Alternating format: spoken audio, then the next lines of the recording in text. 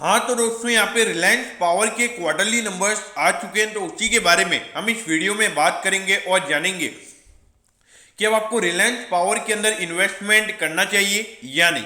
चलिए शुरू करते हैं।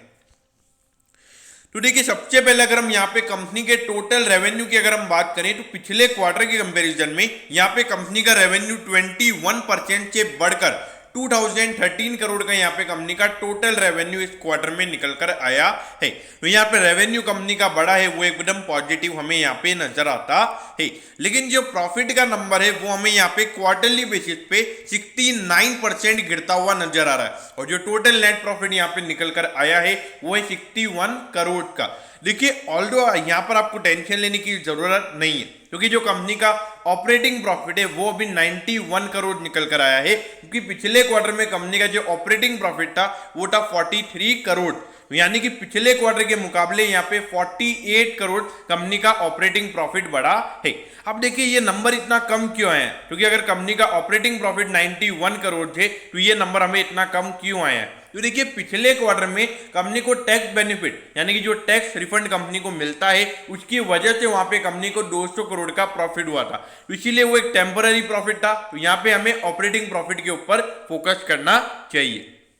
अब अगर हम यहाँ पे ईयर ऑन ईयर बेसिस यानी कि पिछले साल के अप्रैल से जून वाले क्वार्टर से अगर हम कंपनी के रेवेन्यू को कंपेयर करें तो उसके कंपैरिजन में भी यहाँ पे कंपनी का रेवेन्यू 4% से बढ़ा है। तो ईयर ऑन ईयर बेसिस भी रेवेन्यू बढ़ा है और क्वार्टरली बेसिस पर भी हमें कंपनी का रेवेन्यू बढ़ता हुआ नजर आ रहा है। अगर प्रॉफिटेबिलिटी की बात करें तो अभी कंपनी का जो नेट प्रॉफिट है वो 52% ईयर ऑन ईयर बेसिस पे बढ़कर 61 करोड़ का यहाँ पे कंपनी का नेट प्रॉफिट निकल कर आया है। तो देखिए, अभी जो डेट कंपनी के ऊपर डेट तो ज्यादा है ही है, लेकिन अगर यहाँ पे कंपनी जो लॉस में थी इतने टाइम से, अगर लगातार ही कंपनी प्रॉफिट रिपोर्ट करेगी तो इनके पास आने वाले टाइम पे ग्रोथ अपॉर्चुनिटीज भी अवेलेबल हो सकती है। अब ये देखिए, 4352 करोड़ का इस कंपनी का मार्केट कैप है। अगर आप देखोगे इंडस्ट्री के कंपैरिजन में आपको थोड़े से ही प्रीमियम वैल्यूएशन पे मिल रहा है।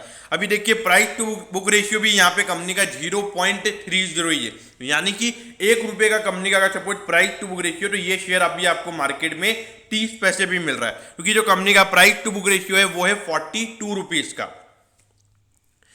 अब ये देखिए, पिछले साल ये कंपनी प्रॉफिट में आ गई थी, एक बहुत ही अच्छी बात है, क्योंकि ये पिछले 2 साल से जिस तरीके से यहाँ पे पहले देखिए अराउंड 3000 करोड़ का लॉस, फिर यहाँ पे 4000 करोड़ का लॉस, तो यहाँ पे अगर उसके बाद थोड़ा भी अगर कंपनी धीरे धीरे करके प्रॉफिट यहाँ पे रिपोर्ट करेगी तो आने वाले टाइम पे कंपनी के शेयर होल्डर्स के लिए अच्छी बात हो सकती है।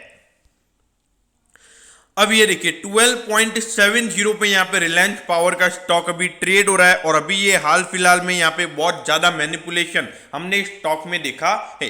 देखिए, अभी जो लगातार ये जो एक तरीके से देखा जाए तो ये कंपनी लगातार लॉस रिपोर्ट कर रही थी, अभी प्रॉफिट रिपोर्ट कर रही है, तो यहाँ पे इन्वेस्टर्स की जो एक्सपेक्टेशन है वो बहुत ज्यादा हो जाती है एकदम से। तो इसीलिए एक बात आपको समझनी होगी कि यहाँ पर ऑन डेट अभी भी इनके पास बहुत ज्यादा डेट इनके ऊपर है, मतलब बहुत ज्यादा लोन इनके ऊपर आज भी है। तो ऐसा नहीं है कि ये पूरी तरीके से डेट फ्री हो चुके हैं। तो इसीलिए अगर आपने रिलायंस पावर में इन्वेस्ट करना है या फिर अगर स्पेक्यूलेशन भी करना है तो ये आपको चीज समझनी होगी कि यहाँ पे बहुत ज्यादा डेट है, एक एग्रेसिव बेट, यानी कि अगर आप एक हाई रिस्क इन्वेस्टर हैं जो ज्यादा रिस्क लेना पसंद करते हैं उन्हें ही यहाँ पे पैसा डालना चाहिए। बाकी अगर एक नॉर्मल इन्वेस्टर हो, ज्यादा रिस्क लेना पसंद नहीं करते हो, तो मेरे ख्याल से अपना पैसा यहाँ पर मत डालिए।